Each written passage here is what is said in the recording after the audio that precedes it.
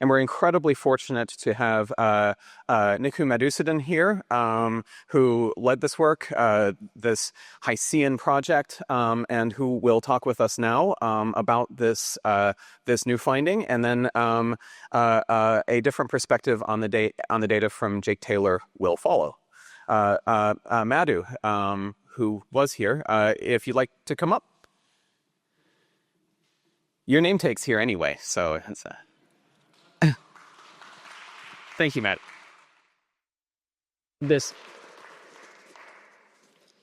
My clicker. So can I get the clicker?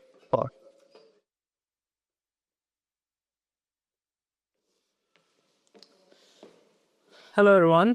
Good afternoon. First off, I'd like to thank the organizers for inviting me to be here today, and thank you for staying till this point to participate in this session. As you know, probably from what you have been hearing over the past week, this is an incredible time in observational astronomy, especially in exoplanetary science and in the search for life, because irrespective of the title of this talk, what we can all agree on is that it's a major observational breakthrough that we are even here in 2025 looking at the spectrum of a habitable zone planet in the mid-infrared. We did not think we would be here even 3 years ago, okay, with one observation. And I just want to set the stage, starting with that is what we are super excited about, and that is what we want everyone to be super excited about, because that gives the potential for dialogue, for debate, for what all discoveries that might come out of it in the years to come. Okay, so having said that, let's get to my main subject here. So first of all, I would like to thank all my collaborators here, and also the thousands of people who have worked on this enormous machine. We have the James Webb Space Telescope over decades, without which none of this would have been possible. Okay, so this is a collective win for science and society across cultures, across continents. So the big picture relevant to this conference and to science is that we have been looking for signs of life and asking the question whether we are alone in the universe for thousands of years. And until recently, the search for life was predominantly focused on looking for biosignatures in Earth-like planets and technosignatures and any sort of sign of life on Earth-like planets. What has happened in recent years is that we are finding that turns out it's hard to look at atmospheres of small rocky planets. We don't even have exact Earth-like analogs, Earth analogs around nearby stars. People have been looking at smaller stars, small planets around smaller stars, but even those are difficult to observe. But then we have this opportunity, which is the sub-Neptune regime, which are planets between Earth and Neptune in size, and there is a possibility that some of them could be habitable. We don't know that, but that is where all the theoretical efforts are going to establish if any of them could be habitable at all. Now, this sub-Neptune K218b, the subject of this talk, we had been looking at this planet for the last 5 years, roughly. This is a planet, a sub-Neptune planet, size of about 2.5 Earth sizes, Earth size, mass of about 8.6 Earth masses. But so 5 years ago, no one would have thought of this planet as anywhere remotely habitable. The only thing that was going for it was that it sits in the habitable zone around its host star, which means the net insolation it receives from its star is very close to what the Earth receives. So we started to look theoretically if this planet can in principle be habitable.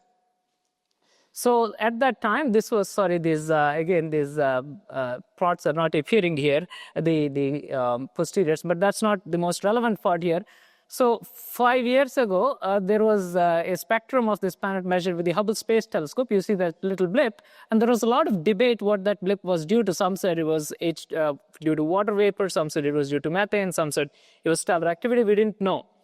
But already that was enough for us to get started on the theoretical modeling. These are mass radius curves of uniform composition. And we found that this planet sits above the pure water composition. So there was a degeneracy in compositions. You could have a water world with a thin hydrogen-rich atmosphere. You could have a mini Neptune with a lot of ice and rock in the interior and a thick hydrogen-rich atmosphere. Or you could have a pure rocky world with a much thicker hydrogen-rich atmosphere. So it was a degenerate situation. But what it did allow is a small number of solutions that could be potentially habitable. In other words, this is the water phase diagram, and these curves are the loci of the conditions at the boundary between the atmosphere and the ocean. And we found that there was a small number of solutions that could potentially allow for liquid water on the surface of this planet. Of course, in order for that to happen, you need an adequate albedo, and theoretical studies put that number at about 0.5, okay? For reference, the solar system albedos for all solar system planets larger than Earth are between like 0.3 and 0.8. So this is not a particular fundamental challenge for that to happen.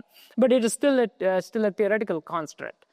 So we proposed in 2021 that this planet may just be one of a class of planets called Haitian worlds. These are planets with ocean-covered surfaces, hydrogen-rich atmospheres, which have the potential for habitability. The surfaces could be warmer than we have in the Earth's ocean. But nevertheless, these are good targets, at least for this search for life, search for biosignatures, if these planets are indeed habitable.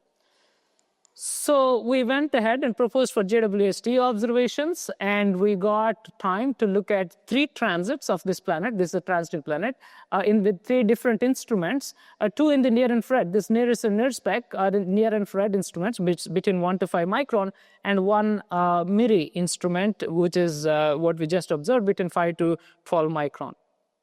So this is the MIRI transit. So it's a beautiful transit, very high signal to noise. In the mid-infrared at least.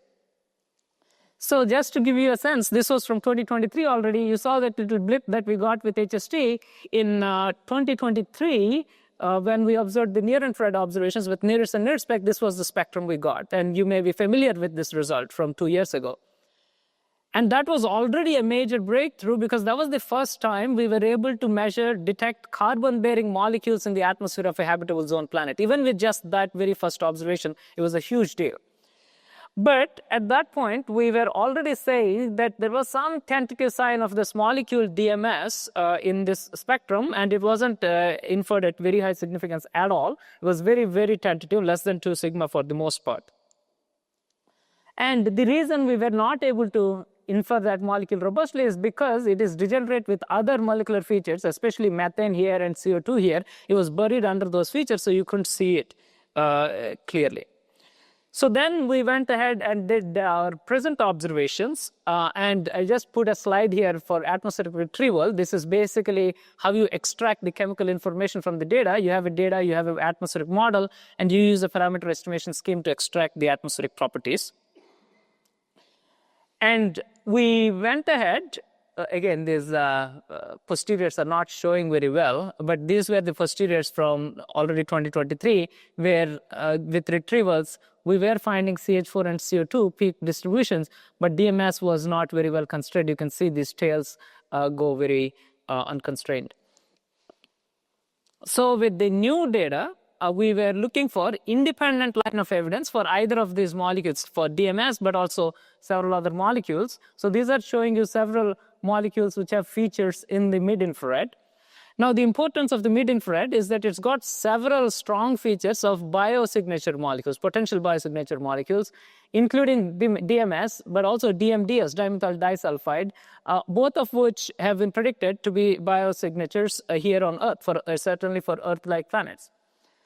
So this is a reduced set of species from all of this, where I'm showing you just methane and CO2, and then if you have them in nominal concentrations, as we're retrieving, showing you what the DMS contributions would be like.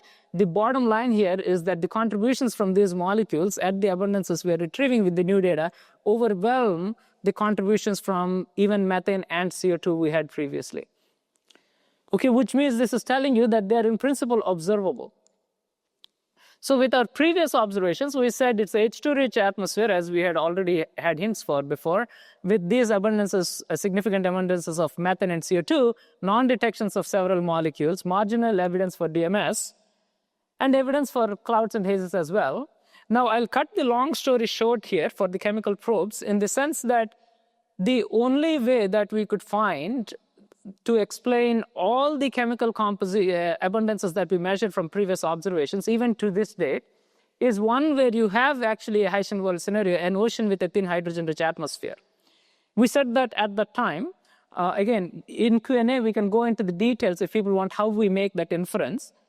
But there have been several other studies which came saying that maybe there are other ways to explain it. Maybe a mini Neptune scenario could explain, or a gas dwarf scenario could explain it. But each of them have caveats. So even to this day, that's the best we could do, is a Hessian scenario. Now we go into the current observations. So these plots are actually, unfortunately, not showing very well. But this is the median fit spectrum from our current result. And you can see the features by eye. Okay, even if I took that data, it's very hard to miss that. Right? Do people agree? Maybe not. People agree, right? I mean, even if I took that best fit spectrum out, right, there are some wiggles in the spectrum. You can't deny that. Regardless of our interpretation, that is what I call a major breakthrough in exoplanet science right now, is that we have never had a spectrum of a habitable zone planet, period, and here we have it. What you make of it is the next step, right? So that's that. So this is the first time we are ever seeing a mid-infrared spectrum. And then now if you compare that spectrum with the molecular features that I showed you, we had explored about 20 molecules, both several that were predicted, but also several that were not predicted. And what we are picking up is contribution of either DMS or DMDS in order to explain those wiggles. Okay? So that's our best interpretation right now. So the significance we come up with to explain these features with DMS and or DMDS is at about a 3 sigma level. Okay? Now, how do we get that? How robust are these data sets, right? So we saw that these are the contributions in the Miri band, but the inference of these molecules depend heavily on how reliable is the data in the first place, right? We all want to ask that question. How robust is the data? Are you really seeing that wiggles, or are there other things you could be doing to the spectrum and those wiggles may go away? Are there systematics that were unaccounted for?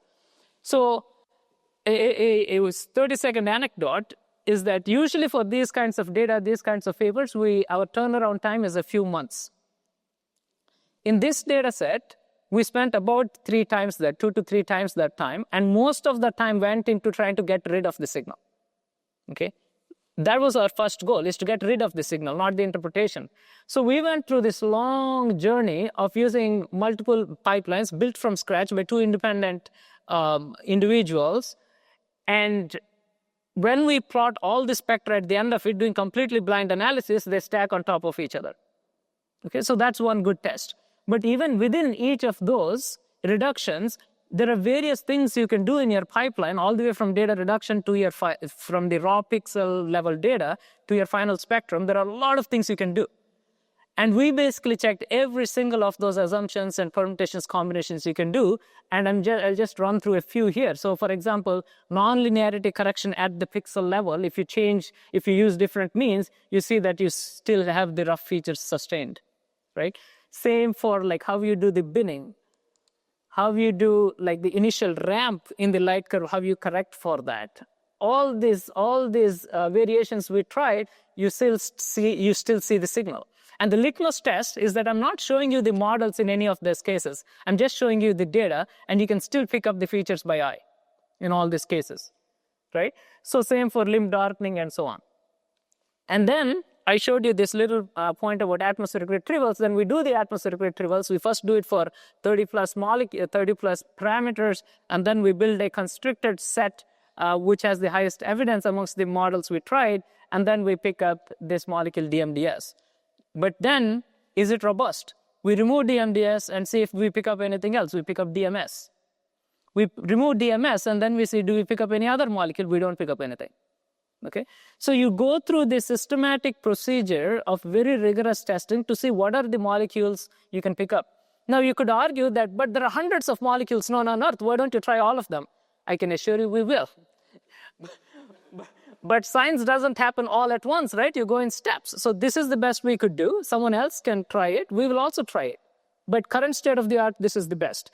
So with that, so these are some of the posteriors for DMS and DMDS from different pipelines. And we are picking up one or both of those species.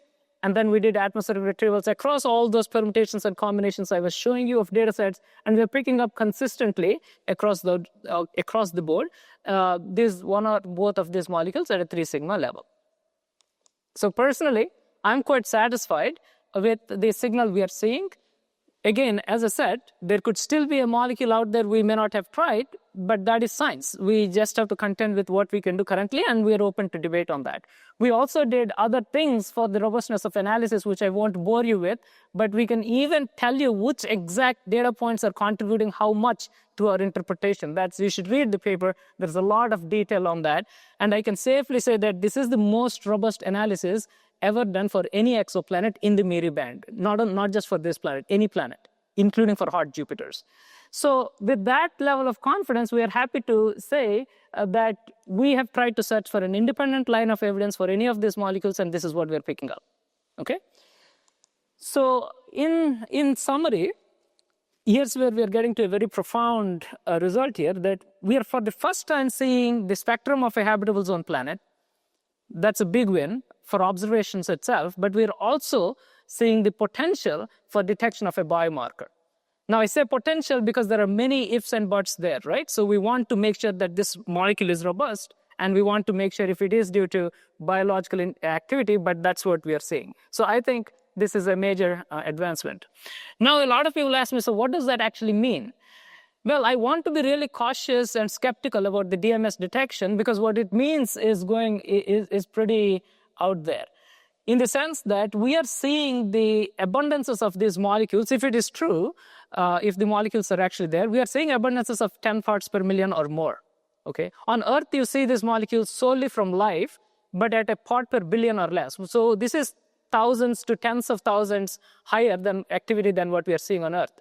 Now, coincidentally, though, there have been studies. Just last year, a study had predicted how much before the observations, how much biological flux do you need to explain a certain amount of DMS and DMDS in the atmosphere of this planet? And turns out you need 20 to 30 times higher biological fluxes of sulfur-bearing molecules, these gases. And that is why it is so important. So we are seeing hints of biological activity, but those are just hints. We want to remain open. And I'll end by saying that there have been studies in the field over the past decade trying to identify how do you actually, what are the factors needed to claim a detection of a biomarker. I'm summarizing them here, but I'll leave you with this slide, is that there are 3 things we need to do. We need to first identify if the signal is real. We need to identify if the signal is due to DMS or DMDS. And then do these molecules actually indicate life? Now, in just 1 minute, what I'm going to summarize is that based on everything that we know so far, all the chemical evidence that we have so far, there can be only one of 2 outcomes if the signal is real. We are either seeing a Haitian world with biological activity. Okay? You may like it, you may not like it, but that's just the fact. And that has been something that has been predicted. We are not doing a post-mortem analysis of that. This has been predicted, that this would be the signals of such a situation. And it is very much possible. But what is also possible, that we are seeing an unknown exotic chemistry that may not be due to life. And we are open to that as well, right? So both of those things are possible. And the only way to resolve that is if you got more observations and theoretical work. Now, next steps, obviously, we need more observations. We need more theoretical and experimental work to establish if these are due to life.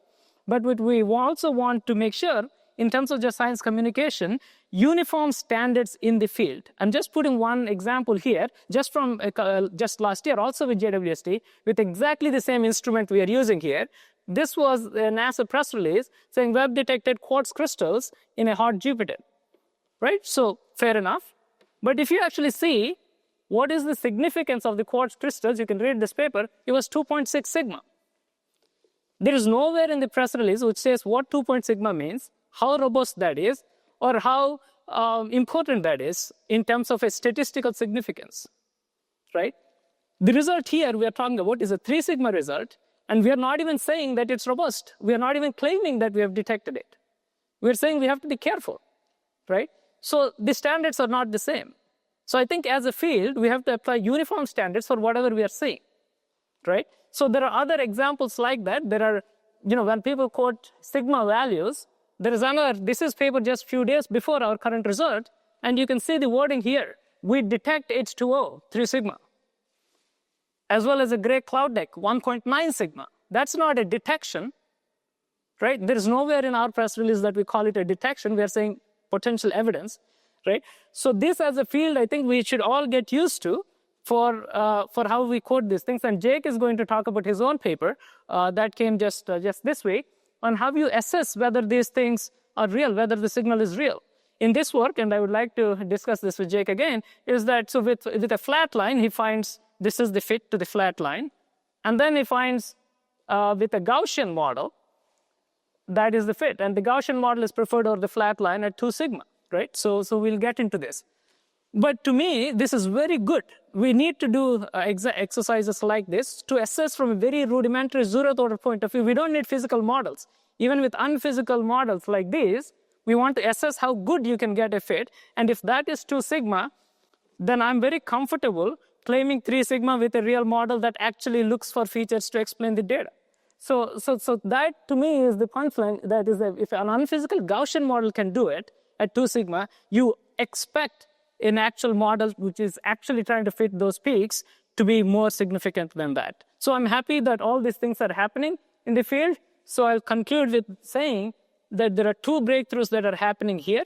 One is just the fact that we're even here discussing a potential biosignature or potential spectrum of a habitable planet is a huge win. And the second bit is that even the possibility of such a scenario is launching a new era in observational astrobiology. So the promise of this decade, you all know, with James Webb and upcoming telescopes, and this is just the first step. And in my mind, it's a new era in the search for life, a paradigm shift. I won't quite call it a revolution just yet. We want to wait until we actually detected something, but it is certainly a paradigm shift in our search for life because now we have data to argue with, okay? So in my mind, again, as usual, the question is not if we'll detect life. We have demonstrated the observational capability. If such planets are there, if those signatures are there, then we will likely detect them. The bigger question is, are we prepared to interpret such signatures? Thank you. Thank you very much. Thank you very much, Madhu, for going through that. I will highlight a very nice consonance between your talk and Sarah Ruckheimer's, which was the 3 lists. Is the signal real? Is the signal due to that particular molecule? Is that molecule created by life? And that does seem like a good thing to work through. We actually have a little bit of time for Q&A, just a couple minutes for Q&A, just for what Madhu's presented at this stage. And I can actually kind of see people, so we can start here and then we'll go. I can't see too far, so I will be biased by distance. But just a question on the media, how it presented this. First of all, congratulations on you and your team in this fantastic work. Thank you. And I think all through the work, all through the announcement you made after the initial release have been very scientific. You've been very careful in what you've been saying. However, if I was in charge of communications at Cambridge University, I'd think the press release was very successful. You've highlighted some of the points, lessons that might come out of this, but what do you think we can do in terms of communication for future discoveries like this, communicating correctly to the public? Is it perhaps time to peer review press releases, for example? Yeah. What can we do? No, I think that's a very good idea, actually, because if you read our press release, in the very first sentence, I insisted to our press office that please say we should be cautious. Like, that was the first sentence of the press release. And, and we need to do that. We need to do that. I was also suggesting putting something like that in the title, and they're like, no way. There is not enough room in the title, possible hints, this and that. But that was the first sentence. So we need to do our best, but even with all that, things will still be blown out of proportion. And that's just the nature of the topic. But there is no limit to how much caution we should exercise in these sorts of things. And we have continuously been saying we are not claiming life detection. We are not claiming these detections are robust, but this is science. Everything that we are doing is playing by the book. Everything that has been done in the field, we are going exactly like that and one step beyond. Of course, there are things that everyone can do better, but that is science. And we are looking forward to do those things. But this is the state of the art. Great. We have time for one more quick question from Chris Lintott, that looks like, anyway. Hiya. Question, I think, is a participant, really. The third point on your list was about whether there are abiotic routes. And in the paper, you argue that because DMS is a biosignature on Earth, it would be a biosignature in these other places. It's very strongly a terrestrial argument. But there's lots of lab work in Colorado, Johns Hopkins, elsewhere, that show in all sorts of conditions abiotic routes to DMS. So what other work do we need to pin down that third point? Because I think that's skipped over in both the paper and the press release. There's an assumption that DMS is a biosignature because of what's happening on Earth. Yeah, actually, in the paper, we have a pretty big section where we talk about just that. We do talk about the laboratory work. It started in the 70s, actually, and there are exactly two or maybe three papers, one from the 70s, one from just last few years, which talk about what you can do in the lab. And there are, in recent years, just last year, there was a couple of papers that say COMETS or ISM. And we argue about why currently you can't. It is right that you can make them, but what is the problem is that you can't make them in the quantities that we are saying. We are open to that, obviously, and then we say that in the paper as well, that based on current knowledge that we have and what we are seeing from the experiments, it is very hard to explain the amounts we are seeing and the precursor molecules. So to get DMS in the lab, they needed high methane and H2S, but we don't see H2S. We have the sensitivity to see it. And all of this is argued in the paper. So I am actually open to abiotic. A lot of the times people think I'm trying to find life, but if you're here to realize, until a few years ago, I wasn't even working on astrobiology. I was working on hot Jupiters and plant formation, right? But from an observational point of view, you have to report what you find. And that's what we are doing here. And I'm completely open to finding abiotic mechanisms. We ourselves are trying to look for it. But based on current knowledge, it's a limitation. And I definitely think we should do more experiments, controlled experiments, simulating what we are seeing for K218V. And maybe we will come up with an abiotic explanation, and I would be all up for it. All right. Let's thank Madhu again. That was great. Thank you. Now we get to hear from a different perspective. We got a little foretaste of that in Madhu's talk from Jake Taylor.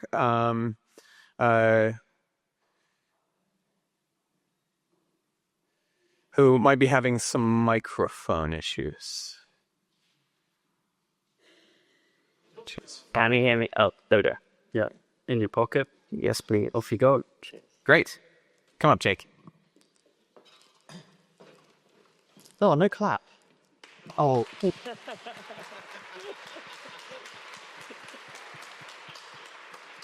Okay, thank you to the organizers for letting me just chat for 5 minutes about some of the challenges that we face when looking at James Webb observations. And thanks to the Sarahs for a really great overview of a lot of the stuff we've done so far. And then Madhu, great talk. So I really want to start by saying that data reduction is super hard. And since the launch of Webb in 2021, teams have dedicated all of their time to figuring out how we can actually get these signals. And as I was shown earlier on, these signals are really tiny. They're like parts per million around the planet itself. And There hasn't been many consensus yet about how to do this the best way. And that's why when Madhu showed he had 2 different reduction pipelines getting consistent results, that's good. You want to see that. So it shows that there's not systematics in the reduction pipeline. We can kind of rest assured that that's potentially an astrophysical signal and not an artifact of the reduction process. But one thing I would caveat with that is MIRI has been probably the most challenging instrument to do any sort of transit exoplanet science. And even right now, Cycle 1 observations looking at using MIRI to look at hot Jupiters still haven't been published yet because it's just so tricky to be able to tease those signals out. So what was great is multiple codes were used, and we can see that we see their signal. And for me, thumbs up. I would next say that modeling is also hard. That's been also a running theme of what we've seen in this conference. And I just want to say that before the launch of JWST, we spent a lot of time trying to figure out what we could claim in terms of precision given the data. So could we essentially say, oh, we're seeing maybe 2D information rather than just the one-dimensional models that we use and things like this. And then JWST launched, and then we realized, wait, we hadn't even prepared for the fact that we're seeing other molecular bumps. And so we spent a lot of time figuring out, oh, is the first observation that we're seeing an SO2 bump, or is it something else? And so there's done a rabbit hole there. So that actually sped the community up much faster in terms of figuring out what's going on in these atmospheres. That was also very, very good. But it just shows that we've still got a long way to go to figure out how we can make our models better to be able to confirm what's in the atmospheres.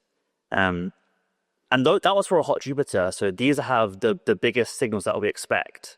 Inflated atmospheres, hydrogen-rich. When we found the SO2, we realized, oh, we haven't actually been including how we do photochemistry in our inverse modeling. And photochemistry is quite tricky, and we still don't actually include it in complete correct ways in our modeling frameworks, more like simplified versions of this. So that's just kind of an overview of what we look at for these big planets. And now we've moved into a new regime of sub-Neptunes, which are very fascinating because, as we heard earlier, there's no analog in our solar system, so they're kind of a bit of a mystery. And there's been a growing literature around the habitability of sub-Neptunes, whether that be in oceans on sub-Neptunes or in the clouds of sub-Neptunes. So this is still sort of like an open sort of science question. And to be able to detect those things, we need the atmosphere. Okay. One key challenge that we're currently facing is that a lot of our biosignature molecules they've been measured in the lab for Earth-related conditions. So it assumes that the background gas that we're looking at is nitrogen-rich. When we look at these sub-Neptunes, the background gas is hydrogen-rich. And we actually don't know how these gases will be impacted by this. So we don't know if the molecular line shapes were changed given different broadening due to the hydrogen. And so, for example, DMS at the moment, we only have measurements for its absorption at, I think, room temperature and Earth atmospheric pressure. And given that K218b is a hydrogen-rich planet, it's not a one-to-one translation. And so I think it's difficult to be able to claim biosignatures in hydrogen-dominated atmospheres if our underlying chemical properties of what we're using for these gases is not well understood in these type of environments. Okay, so let's move on specifically to K218b. And actually, Madhu gave a great overview about what I was going to say anyway. But it has had a storied history dating back to HST, where we weren't sure if it was water or if it was methane. There was a bunch of theoretical programs looking into this. But with the launch of a web, we confirmed it was methane because we saw the methane bands at multiple different wavelengths, which is great. The data has been looked at now by multiple different teams, and there are competing theories, which Madhu touched upon, where the data could be consistent with a hydrogen world, or it could be consistent with a gas dwarf with a hydrogen-rich atmosphere and a magma ocean, or it could be consistent with just only Neptune, where it's just this gaseous object. There's also been an array of theoretical modeling which show that plausibly it could be a Hycean world, but plausibly it also could be one of these type of things. Interior models, climate models, all these sort of things have given differing opinions. So it's really important that we keep asking these questions, do more modeling work, and discussing this as a community. And so how do I fit into this story? Essentially, I read Madhu's paper, and it was a good read. And I looked at the spectrum, and I said to myself, when I first look at new data, I do a retrieval by eye, where I just try and see to myself, okay, what can I fit here? And I thought, okay, well, let's just start with a flat line. And this is a test that Madhu did in his paper, but I couldn't find the details within the paper itself, so I thought I would just do it myself and see what happens. And I was like, oh, okay, it fits a flat line. Let me just run some extra tests, because usually what I do is I start from very, very small and build complexity. So I thought to myself, okay, spectral features, they look very Gaussian in shape, and this is a sort of test that we've used within the community to confirm detections. For example, the SO2 we first found with the first web observations. That was done by using these Gaussian sort of tests. So I ran these tests, and if I don't have any preconception about where I think the molecules are, I'm not able to fit any Gaussian shapes, and I just fit a flat line. But then if I took the information from Madhu's paper, where he had the spectrum which showed which data points drive the detection, I then fixed my Gaussians to those, and then I then see some Gaussian peaks, and like you said, about 2 sigma. But when I say 2 sigma, I mean that's about 25% chance that it's just a fluke that was able to fit that. So that's essentially how I fit into the story, and I think now it's time to take some questions.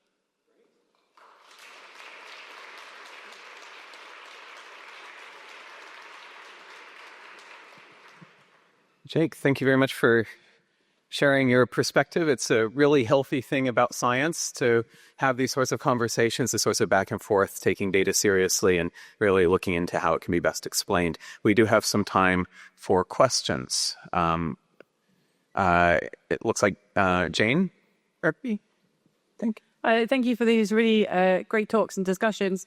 Could someone comment on stellar activity for K218 and how that might impact the spectrum, particularly at the Miri wavelengths where it's longer wavelengths?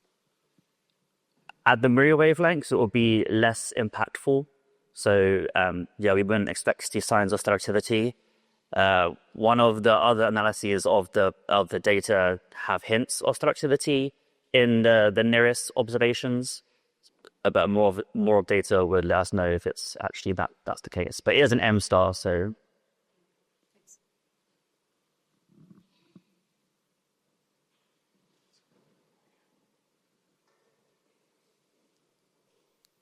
Are there any other spectra taken by Miri on interesting exoplanets? Just to have an idea on the look of such spectra, since also looking for molecules is different than looking for other, let's say, simple elements. Yeah, you're totally right, and Madhu can comment on this. I think you have a program for TY70D, so there are more observations of these sub-Neptunes coming with Miri and also with the near-infrared, so it'll be good to see those results.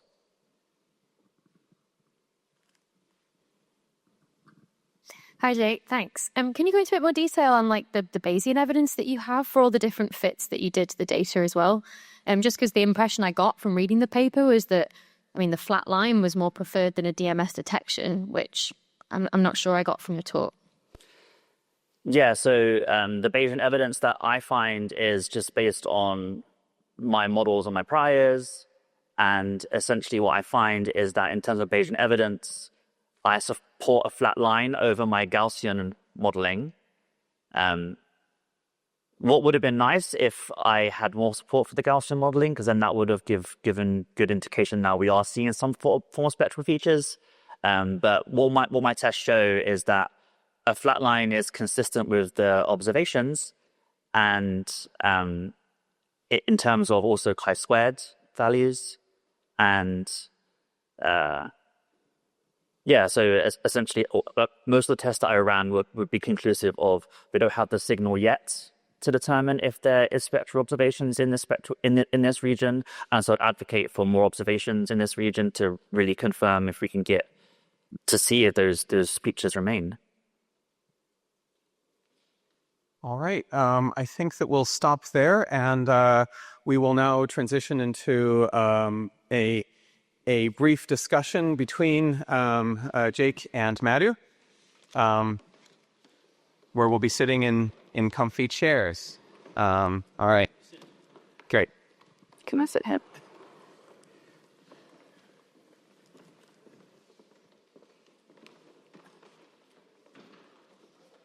Thank you. With water and everything. All right.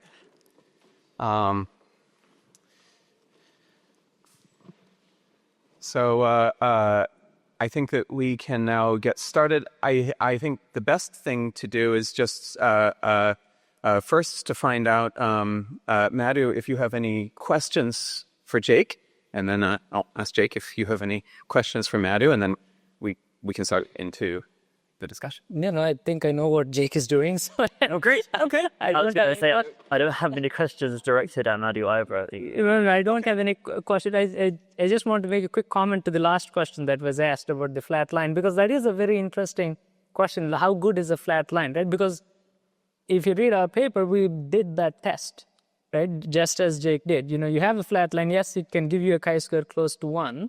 But if you think about it, and most of the time people just say, oh, why don't you fit a flat line? You wouldn't realize probably that a flat line is a non-trivial model in the MIRI, especially where you see big spectral features in the near infrared. So you have to also explain why a flat line is a reasonable model. But then you have your flat line fit, you get your evidence, and then you compare to something more realistic, more physical, a more physical model. In Jake's case, he introduced those peaks because there was a suspicion that there could be peaks. You can see the peaks by eye, right? You can wish it away, but you can. That's why I showed you lots of data without the spectra, and you're seeing peaks by eye. So it's reasonable to expect that maybe there are some peaks. Why don't we fit some peaks? And that's what you did. So if you introduce just 2 peaks and not even like 2 peaks in the right direction, there is 1 peak, and then there is 1 reverse peak in your model, and that reverse peak is unphysical. There is no model you can come up with of an atmosphere which gives you a reverse peak. Okay? But even with that level of unphysicality, you still prefer it at 2 sigma. Then now you ask the question of, well, let me just build the minimal model that is physically plausible of a planetary atmosphere and see if I can explain the data. And that's what we did, right? So if you do that, then you get it at a 3 sigma. Now, you can argue how good that model is. Maybe there are some other molecules. I'm open to all of that. But what is encouraging to me about your work is that even if I don't think about a physical model, even if I just look at the data and come up with something completely just like heuristic or like a polynomial or something, you're saying that you're already picking up something at 2 sigma. Remember, we are talking about a biosignature molecule here. Right? We are talking about a habitable zone exoplanet. So we don't want to make any major claims. So any blip of a feature you see is like super exciting, because 3 years ago, there was nothing. There was not even a hope. So to me, all of this is positive, irrespective of whether you trust the specific inferences or not. So I think it's all encouraging, and we should be doing these tests. Yeah, I also say, and I would just push back and say that the negative peak is a physical peak. Can you explain how? Well, just because that is how it's the downward peak in your spectrum is shown that. No. From a theoretical point of view, Yes. How do you get a negative peak in a transmission spectrum? Because you're measuring absorption. Well, it depends where your relative level is in Okay. the median of the transmission spectrum. Okay. But that is, if you are fitting a peak, your level is set at the bottom of that peak. So if you told me you are explaining only one feature, and this and the baseline of that is at the bottom of the peak, I agree. But if you're showing one peak, then your baseline is already set at the bottom of that peak. Then how do you get a negative peak? Well, it's just a parametric model. Yeah, so it's not physical. But we see the same behavior in your specific model too. No. Okay, we are not talking about my model, right? We are talking about your parametric model. And you are telling me the negative peak, there is a physical reason for that. And I'm asking you to explain that. No, I'm just saying you can fit this Gaussian shape to that data. No, you can fit a polynomial to the data. You can fit anything, right? The point of discussion is what is a physical mechanism that will give you a negative peak in a transmission spectrum? I mean, I don't know. Oh, I don't know either. Okay, fine. So we agree. So I was just emphasizing that we do see this downward shape in our spectrum. I agree. That is I why. want to see if that could be something that we could pick out. No, I agree. I totally agree that you want a parametric model that gives you two features. I agree with that. But what I'm saying is that for the physicality of it, you have to invoke a proper atmospheric model. Otherwise, there is no way of doing it. So I think we are on the same page on that. Is what? Yeah, I agree, and that's why when I didn't fix those peaks, we fit a flat line. Exactly. Yeah, exactly. So it shows that the flat line is preferred in this. Exactly. So when you do an actual atmospheric model, a fit will try to invoke all the physicality possible to explain your data. And that's why we are seeing what we are seeing, right? I would also say that it's not completely physical when we do like this parametric modeling, because we approximate the PT structure in a certain way, and then we approximate the clouds in a certain way, and so these are also okay. That's a good point. So that's why. That's a good point of discussion. What exactly is not physical about the model, in your view? Actually, I just had a question about that rather than a statement. I asked the question as well. So one thing that you might expect is the model might take either a constant value for the mixing ratios of the molecules, or it may take a parameterized value of the mixing ratio for the molecules, or it might use a full photochemical model to figure out where these molecules would be. The more physical model might find out these molecules just shouldn't be stable no matter what the source is at a particular height, whereas a parametric model, of course, can always get molecules at any height. Which one of those does your model fit into? Yeah, so this is a perennial question from the beginning of the field. And it's applicable to other fields as well. How complex does your model need to be, right? So the argument has always been is that as complicated as the data warrants, like you can't have a low resolution spectrum and expect to have a 3D model and fit. Even that's just won't be possible. So you arrive at a minimal model which ticks all the top level. If it's not completely unphysical, then it's viable. Then you allow it in the fit. So for example, if you see how thick an atmosphere do you allow, how big is your atmospheric model in terms of the pressure range? If you said my top level of my atmosphere goes to a nanobar, 10 to the minus 9 bar, that is unphysical. Because you know that photochemistry will destroy everything until there. A microbar is fine, right? So those are the kinds of assumptions you already embed into the model. Again, you're talking about, well, can these molecules be stable? The pressure takes care of that. By allowing for pressure to not be too low, you're allowing for plausible regions of the atmosphere that are still observable. Specifically to the point of where you're observing these molecules, the photosphere is not infinite. The photosphere goes from about 10 to 100 millibar to about 10 to the minus 2 millibar. So it's actually a narrow region of the atmosphere that you're observing. And in that range, it is not that unphysical to assume constant mixing ratios. Okay. Of course, you don't know that. Yeah. You don't know what's happening in the real atmosphere. But you're not seeing the planet at that resolution either. What you're seeing is an averaged, you're never seeing the planet. You're seeing an average representation of the planet in your photons, right? Or the absorption of photons. So by assuming a 1D model, you're already saying you're modeling an average atmosphere. Yeah. Right? I mean, I guess to sort of focus this, if you said, oh, there's this particular molecule that happens to be located at, say, 1 millibar or something like that, and through this particular range, I assume it to be constant, and when you look at the chemistry, it turns out that its lifetime is about a microsecond. Exactly. Then you'd say that there'd be a real problem. Exactly. But you've at least investigated to that extent. Exactly. So what you do is you build a simple model that is still feasible for a retrieval, and then you retrieve it, and then you say, is this physically plausible? And that's what's going on in the field. That's what all these other theoretical works I mentioned. We make our retrievals and people go ahead, do theoretical models and say if it's physical or not, and you try to close that loop in the field.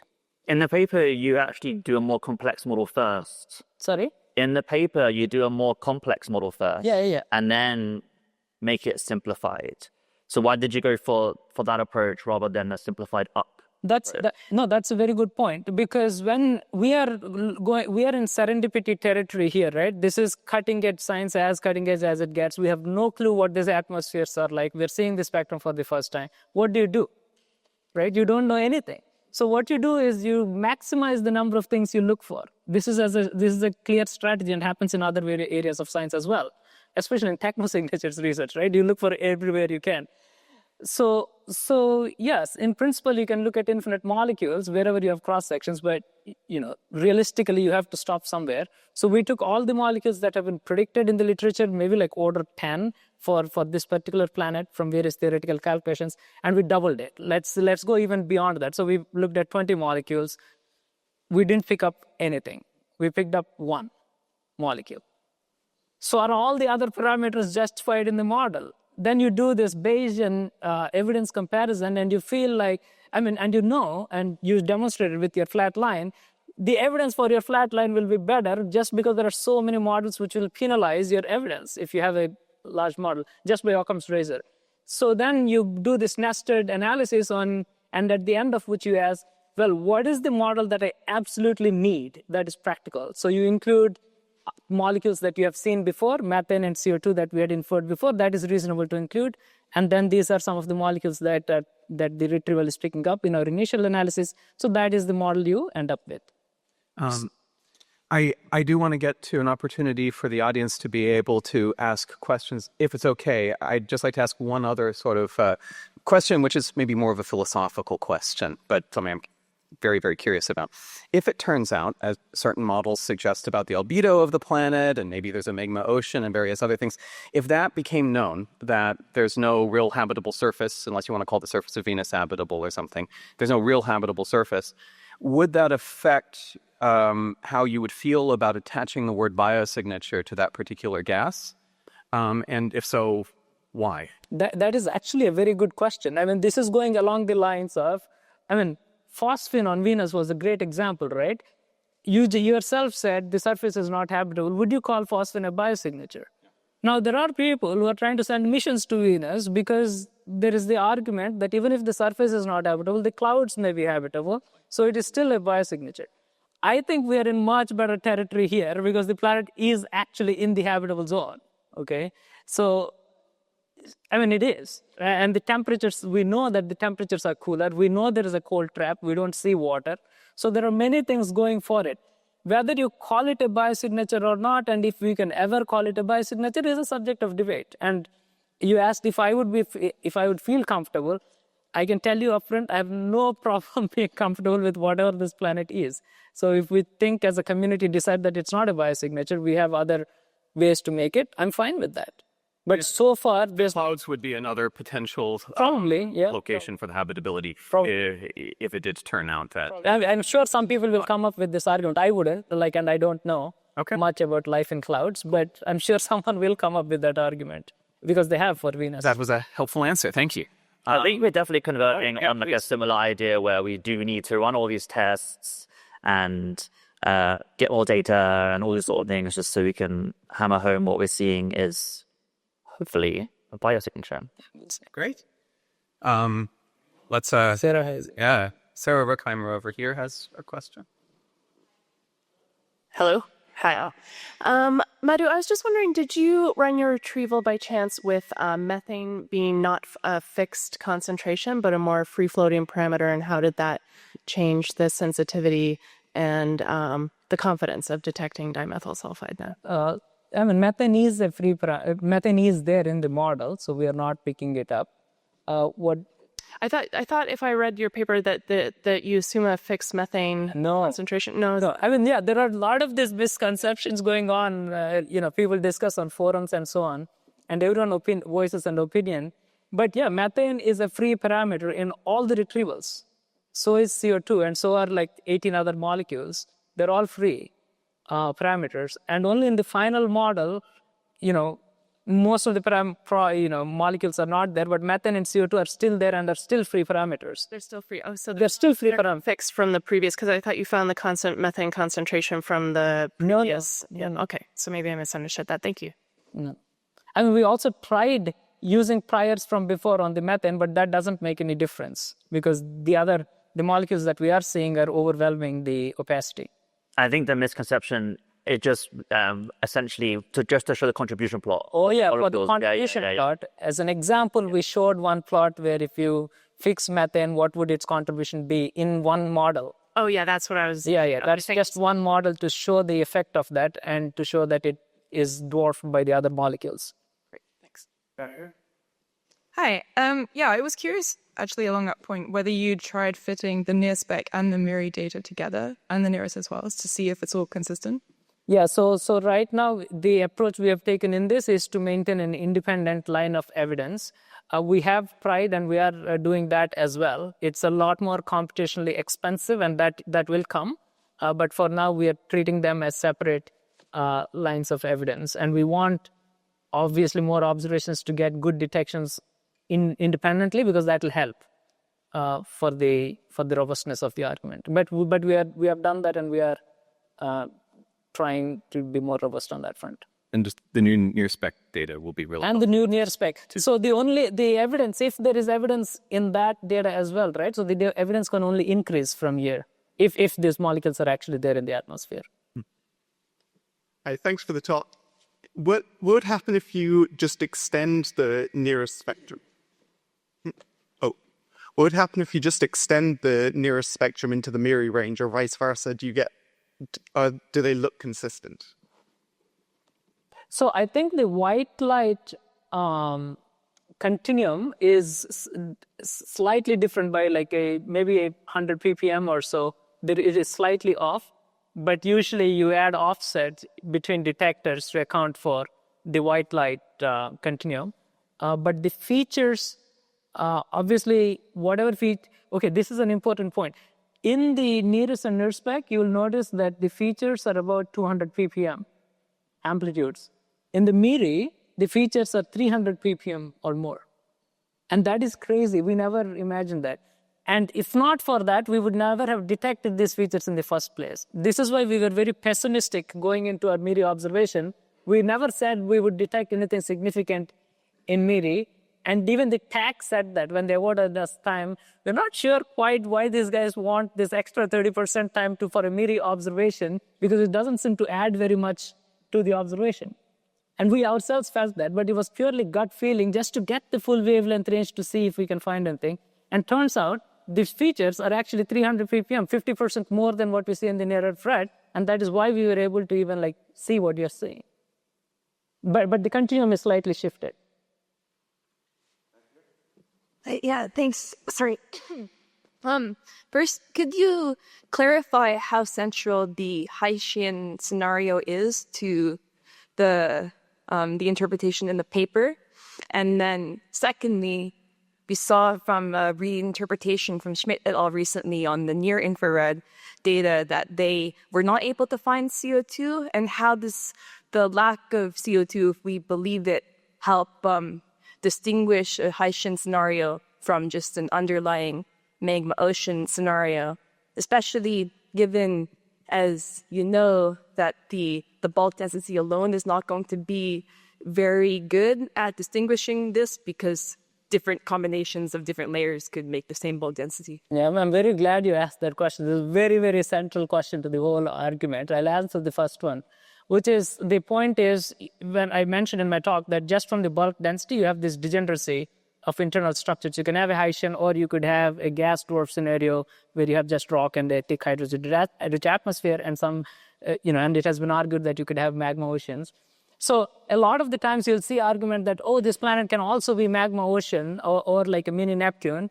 But turns out, if you look at the specific abundances, and we wrote a couple of papers on this last year, if you look at the specific abundances, the lack of ammonia and the CO2 over CO ratio, it is still the case that you will find it very hard to explain with a deep H2-rich atmosphere because you expect a lot of ammonia. There have been other studies suggested you can play with the elemental ratios to get a little less ammonia, but you still have the problem with the CO2 over CO ratio. So people are trying to get them to work, but I can say, based on what we have looked at and the abundances that we are finding, it is still very hard to reconcile the abundances we are seeing with any deep atmosphere scenario, be it a mini Neptune or a gas dwarf. I don't have any problem with them, working out, but currently there aren't. The closest that has come to an alternate scenario is you still need a ton of water in the interior, but your surface may not be habitable. You could have a high temperature. We are never saying we are measuring the temperature of the surface, right? So in principle, you could have a potentially Haitian scenario, but the temperature of the atmosphere of the ocean surface is too high to be habitable and maybe even supercritical. And then you have a cold trap at the top, which removes the water from the atmosphere, but your surface is still supercritical and it may not be habitable. I can understand that the planet, there is a scenario. So that is the only degeneracy I see that currently is left. That is an issue for habitability, and it's fine. Now, to the second point about the Schmidt paper, it's again a very good question. So there was a reanalysis of this data done by another team. And if you don't read the paper, the text, and just look at their spectrum, you'll see the CO2 feature by eye. Okay, in at least one of their spectra, you'll see the same peak that we are seeing. Then the question is, why are their retrievals not picking them up? Right, again, you read the text, the abstract would say, oh, we are not picking up CO2. But if you look into the details, what's going on is that they've taken this high-resolution spectrum. High resolution for JWST is like order 3,000. And they have this grid of cases they have run, about like 60 orders, 54 or 60 order 60 combinations, data combinations. And surprisingly, more than 90% of those cases are cases where they have reduced the resolution of the data. You would never do that. You have the full resolution data and you want to pick a signal. What they've done is binned the data down to lower resolution, which dilutes the posteriors, the detection significance of the CO2. So now if you look at their CO2 posteriors, you'll still see a peak, but then the tail is longer. And that is what they're using to say that, oh, we're not detecting CO2. They're doing it at like 2 sigma level or so, but not at 3 sigma as we have found. So to me, yes, you can play with the data like that. You can massage any data enough to make a signal go away. But I don't think that's fair. But yes, if we want to be robust, I'm okay with saying, fine, we are detecting CO2 at 2 or 3 sigma level. Let's get more data. I'm okay with that. And there is actually more data coming. So we will find CO2. And I can tell you that we will certainly find CO2 with more data. And so I'm not particularly worried about that. So the interpretation stays. Madhu, did you run the over here next to you? I think. Oh, you're right here. I'm like, where in this cosmos there's the voice coming from? So you did this binning technique in the MIRI paper. Yeah. I was wondering, did you do the retrieval just with the pixel? Yeah, so that's also a very good question. MIRI is slightly different because there are tons of papers that have said that the MIRI lower native resolution is not reliable because of various characteristics of the instrument itself. So people have suggested you use at least, I think it's like 0.15 or 2 micron. They've put a floor for how much we should use. And we are not the first people to reduce MIRI observations. There have been several groups that have done that. So we are basically playing by the rule book of the literature. So we did 0.2 micron, but then we tried to degrade it as well. We did 0.4, we did 0.8, and the signal stays. But sure, if some other group comes and does it at native resolution or some other resolution and doesn't find it or finds lower significance, that's fine too. I think that we should go to a very last question and then conclude this. you get the last question. Yes. Thank you for this wonderful discussion. I'll make it quick. Jake, you mentioned at the beginning that there was a difficulty in the fact that much of what we know about this molecule is based on spectra on Earth, with Earth background gases and standard temperature and pressures. So, Madhu, I would like to know how your model would account for this discrepancy, how big of a deal you think it might be if this difference arises on this planet. Yeah, no, thanks for the question. That was actually directed. No, you addressed it. Oh, sorry. Sorry about that. No, that's a very important question, and we are actually looking into getting such cross sections for hydrogen-rich. It's difficult. We are looking into getting those cross sections, but from what I understand, we have done these tests over the last decade. We have done this for other molecules where we compare cross sections with a hydrogen-rich background gas, nitrogen or air broadening, all of these things. It'll change your broadening of the gas. It won't change the location of the peaks, but it will change the broadening of the individual lines. The good thing when you do low resolution spectroscopy is that you're not necessarily sensitive to the lines, you're sensitive to the bands. So the line broadening can still affect your lines, but the effect on the full bands is more subtle. So I'm not sure how much of an effect it will be. We'll have to do the experiments to know that, but this is the best we've got. But I don't think it's gonna change it radically. I think if the molecule is there, the features should still lie roughly around the same places, but it may change the wings slightly. But we'll have to see. At those sort of pressures, I get that, especially if you know that it's close to roomish temperature anyway. Yeah. Because it's more the temperatures that would affect the... Exactly. And then the pressures we are seeing are millibar pressures, so you don't expect an enormous pressure broadening. And the temperatures are, as Paul said, room temperatures. So I don't expect it to change substantially, but we'll have to be more accurate. So just to comment on this, so the temperature and This will be a final comment, so great. Okay.